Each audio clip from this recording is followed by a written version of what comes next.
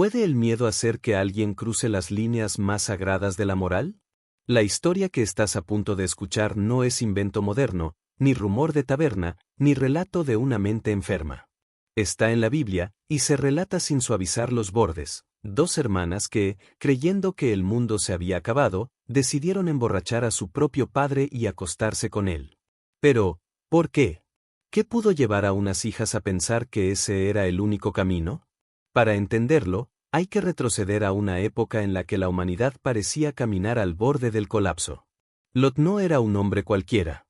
Según el relato bíblico, era sobrino de Abraham, un hombre justo que vivía en una tierra corrupta, Sodoma. Allí, la decadencia moral no era un secreto, era el aire que se respiraba. Pero todo cambió cuando los ángeles anunciaron la destrucción inminente de la ciudad. El fuego cayó del cielo, el caos se apoderó de las calles, y Lot, junto con sus dos hijas, huyó a las montañas, dejando atrás todo lo que conocían, y también a la madre de las jóvenes, convertida en estatua de sal por mirar atrás. Imagina la escena, 3 personas aisladas, rodeadas de silencio, con el olor del azufre aún en el aire y el recuerdo de la catástrofe quemando en sus mentes.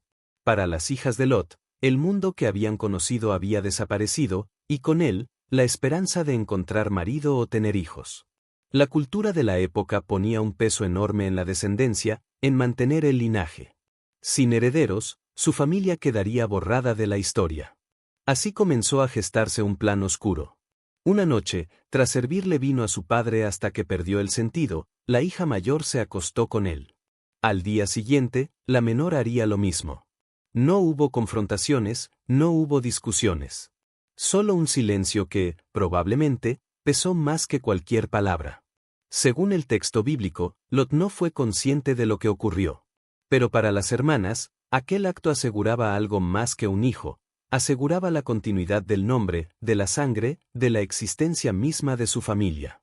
Los hijos nacidos de aquella unión se convirtieron en los patriarcas de 2 pueblos, Moab y Amón, que más tarde tendrían un papel relevante y conflictivo en la historia de Israel. Sin embargo, esta historia no se cuenta en la Biblia como un modelo, sino como una advertencia. Una muestra de hasta dónde puede empujar el miedo, la desesperación y la visión limitada de una crisis. Lo que para algunos es un pecado imperdonable, para otros fue una decisión tomada bajo la sombra de la extinción. Si este relato estuviera escrito hoy, no saldría en las páginas de religión, sino en las de Crónica Roja. Y, sin embargo, ahí está, incrustado en uno de los libros más sagrados de la humanidad.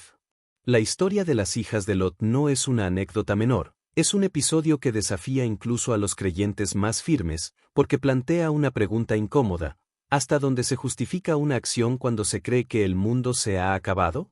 No había testigos, no había leyes humanas que pudieran alcanzarlos allá en las montañas, pero sí había un código moral transmitido por generaciones. Lo rompieron. Y lo hicieron con premeditación. No fue un accidente ni una confusión producto de la embriaguez de todos. Fue un plan diseñado paso a paso. Preparar el vino. Asegurarse de que su padre no pudiera resistirse. Turnarse para llevar a cabo el acto. En términos modernos, esto tendría otro nombre, uno que incomoda y que muchos prefieren evitar para no chocar con la idea de la santidad de los personajes bíblicos. Pero el texto no los absuelve.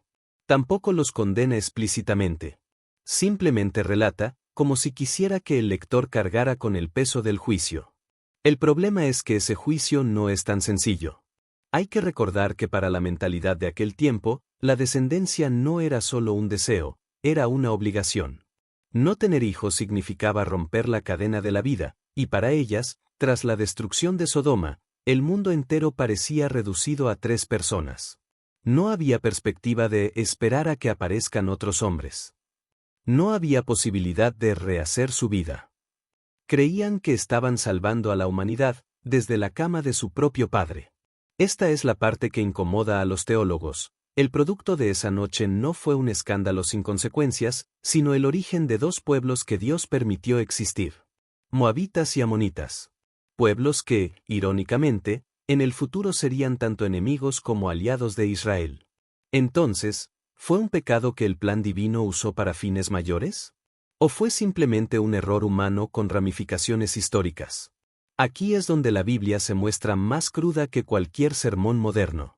No trata a sus protagonistas como santos de vitral, sino como personas con miedos, impulsos, errores y decisiones cuestionables. Personas que, empujadas por el terror, pueden hacer lo impensable y vivir con ello. Cuando se habla de pecado en púlpitos y sermones, se suele trazar una línea clara entre lo correcto y lo incorrecto. Pero el relato de las hijas de Lot borra esa línea hasta convertirla en una mancha difusa. Porque, seamos honestos, si este episodio fuera contado fuera del contexto bíblico, nadie lo justificaría. Sin embargo, en los círculos religiosos, se busca suavizarlo con palabras como acto desesperado o confusión cultural. El problema es que el texto mismo, tal como está escrito, no da excusas. Describe, sin adornos, sin moraleja explícita. Y eso obliga a confrontar una verdad incómoda. La Biblia no es un libro lleno de héroes perfectos, sino de personas que a veces toman decisiones moralmente inaceptables, y aún así se convierten en parte de una historia sagrada. Ahora bien, si trasladamos esto al presente, la tensión moral se vuelve todavía más intensa. Imagina a dos mujeres en un contexto de guerra nuclear, creyendo que son las últimas sobre la Tierra. ¿Podrían actuar de forma distinta? ¿O la desesperación seguiría justificando lo injustificable? La mente humana en estado de supervivencia se mueve por impulsos primarios, y uno de ellos es perpetuar la especie. Pero en este caso no hablamos de un experimento hipotético, sino de un hecho que, según el relato, cambió el mapa político y religioso del Medio Oriente antiguo. Los hijos nacidos de esa unión, Moab y Amón, no fueron tratados como parias sin derecho. Tuvieron tierras, reyes, ejércitos. Y, paradójicamente, interactuaron con Israel de formas que marcaron guerras, alianzas y traiciones. Esto abre un dilema moral y teológico. Si algo nace de una acción cuestionable pero produce consecuencias históricas que forman parte del plan divino, ¿sigue siendo condenable? O dicho de otra forma, ¿Dios usó el pecado para cumplir un propósito mayor? Los textos sagrados no siempre responden a esa pregunta de manera directa, y tal vez ahí está la provocación más grande. No es un relato pensado para hacernos sentir cómodos. Es un relato diseñado para enfrentarnos a nuestra propia capacidad de decidir en situaciones límite, y a la incomodidad de saber que el bien y el mal no siempre se ven tan claros como quisiéramos. Porque aquí hay que decirlo, este no es un capítulo aislado en el Antiguo Testamento. La Biblia está llena de relatos donde el sexo, el poder y la supervivencia se entrelazan de maneras que la moral moderna encontraría repulsivas. Y no es que estos episodios se escondan, están ahí, escritos con la misma tinta que los milagros y las promesas. El caso de las hijas de Lot es tan solo uno de los ejemplos donde la sexualidad se convierte en un recurso, una herramienta para conseguir algo más grande que el placer, la continuidad del linaje. Y eso rompe uno de los tabúes más arraigados de nuestra especie, el incesto. Lo perturbador es que el texto no nos dice que Dios las castigara. No hay fuego cayendo del cielo como en Sodoma, no hay plagas, no hay lepra. Solo silencio divino. Y el silencio, en este tipo de relatos, es más elocuente que cualquier sermón. ¿Es aprobación? ¿Es indiferencia? ¿O es una forma de recordarnos que Dios no siempre actúa según nuestras expectativas morales? Ahora bien, si ponemos el foco en el impacto histórico, el resultado es todavía más incómodo. Los moabitas y los amonitas, nacidos de esa relación, fueron durante siglos vecinos, rivales, y a veces aliados de Israel. La propia historia de Ruth, la mujer moabita que se convierte en bisabuela del rey David, conecta este linaje con la llegada del Mesías. Esto significa que, si seguimos la línea genealógica, parte de la historia central del cristianismo y del judaísmo nace de un episodio que hoy sería considerado una aberración. Y ahí es donde el guión se da la vuelta. ¿Es posible que lo que nosotros llamaríamos impuro sea usado por Dios para cumplir un plan perfecto? ¿O acaso este relato es una advertencia velada sobre cómo la desesperación puede convertirnos en protagonistas de un capítulo que jamás imaginamos escribir? Hay un elemento psicológico aquí que no puede pasarse por alto. Lot no parece resistirse ni reaccionar. El texto dice que estaba ebrio y que no supo cuándo se acostaron ni cuándo se levantaron. La responsabilidad moral se diluye entre el alcohol, el miedo y la soledad. Y así, sin gritos ni violencia explícita, ocurre algo que marca generaciones. No hay un héroe que nos saque de esta incomodidad. No hay un villano fácil de señalar.